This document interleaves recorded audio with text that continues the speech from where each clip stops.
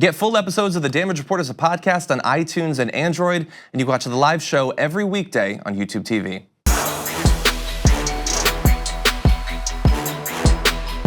It looked like in some of the most high-profile races in the midterms, the Democrats came up, unfortunately, kind of short. In races like in the gubernatorial races in Georgia and Florida, there you're seeing Andrew Gillum.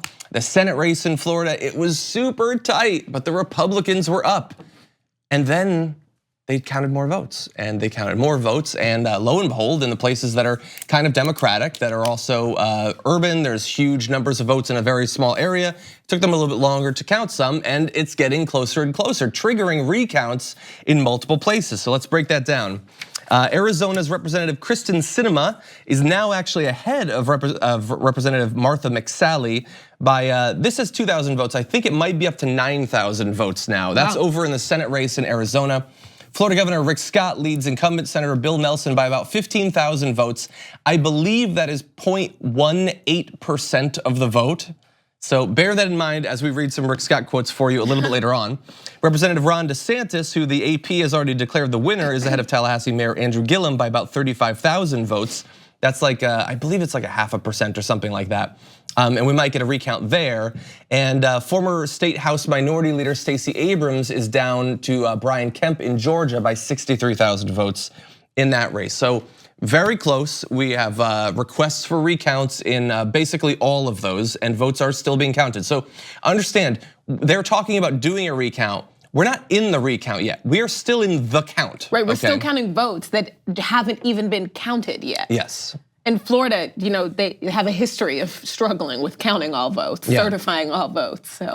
Yeah, exactly, and so Brian, and so there's a lot of controversy about this, and Brian Schatz tweeted out they used to oppose recounts, now they're opposing counts.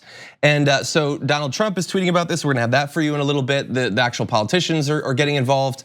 And many of their Republican followers just already believe, no, we feel like we won it on election day. Don't count these votes, we don't care. And there's all these conspiracy theories going around that we're gonna break down. But the most high profile opposition to these counts is Rick Scott, who is very narrowly ahead in his Senate race in Florida. He said the people of Florida deserve fairness and transparency, and the supervisors in some of these areas still doing counts are failing to give it to us. Every Floridian should be concerned there may be rampant fraud happening in Palm Beach and Broward counties. We've all seen the incompetence and irregularities in vote tabulations, blah, blah, blah there. I will not sit idly by while unethical liberals try to steal this election from the great people of Florida. So again, remember, he is winning by 0.18%. The idea that this vast majority of Republicans are being opposed by these liberals, like it is as narrow as it could possibly be. He is, and again, we've gotten used to a lot in this country. But the current governor of Florida is simply asserting that there is fraud happening. He has presented no evidence whatsoever. Right. I'm not saying evidence that I don't accept. I'm saying he has not given any evidence at all, and is simply saying that they should be investigated. That these people counting the vote should be investigated. From the governor's mansion, like come on. Yeah, it's in a race that he is in. Right. So he's not like Brian Kemp, he's not the Secretary of State, but he's still finding a way to get involved in his own races counting. Right. Yeah. Yeah. And Donald Trump has also tweeted, he said, you mean they are just now finding votes in Florida and Georgia, but the election was on Tuesday? Let's blame the Russians and demand an immediate apology from President Putin. And if you bring up this next one, he also said something about sending lawyers down. So here's the thing, there's so many just ridiculous statements that people like Donald Trump and random people on Twitter, and they're basically as the intellectual value is the same across those two things. They're not suddenly finding votes.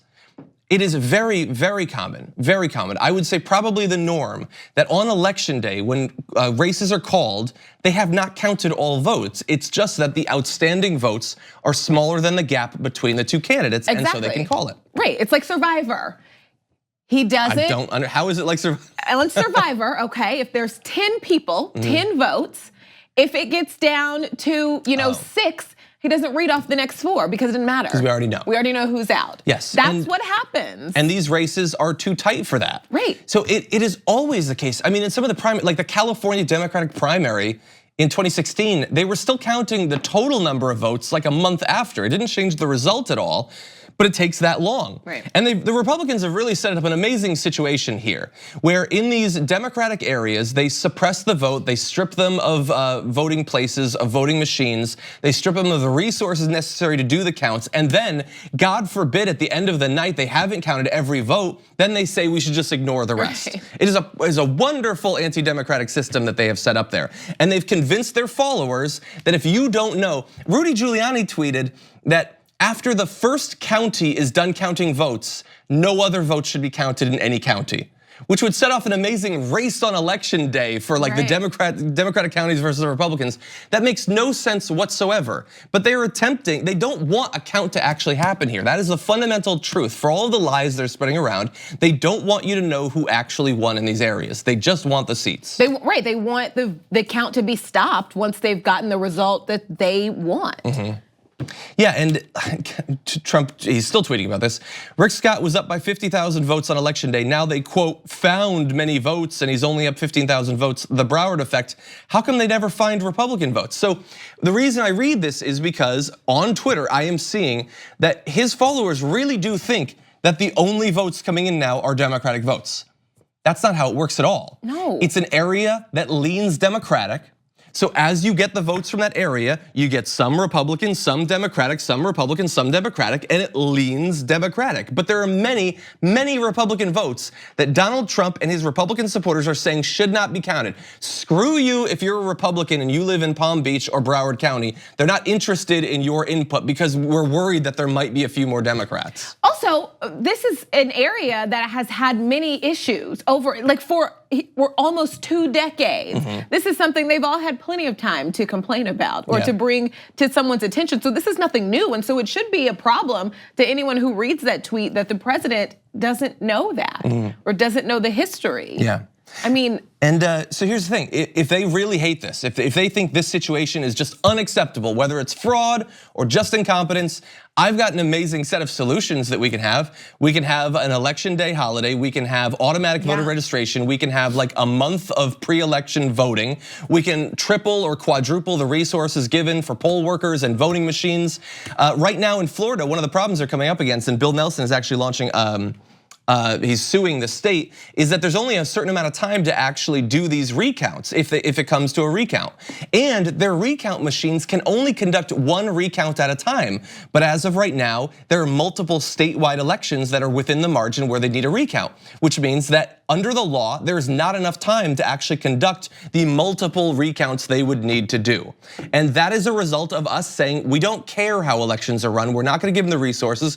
We're gonna suppress the vote as much as possible. We don't have to have it that way. We can have smooth elections if we actually prioritize it. But to get there, we're gonna need both parties to actually care about democracy in this country. Right. It's unfortunate, but it is going forward. That means that what was already a good midterm in a lot of ways that we've talked about, some that we'll get to, could be even better if some of these races do end up flipping like the Kristen Sinema race in Arizona ended up. It's not over. It's not over just yet. Over, yeah. And that happens, by the way. We were saying before the election, there were some races we wouldn't know. Election, this happens. Exactly, right? And every time some people will just be shocked at the way it works in this country.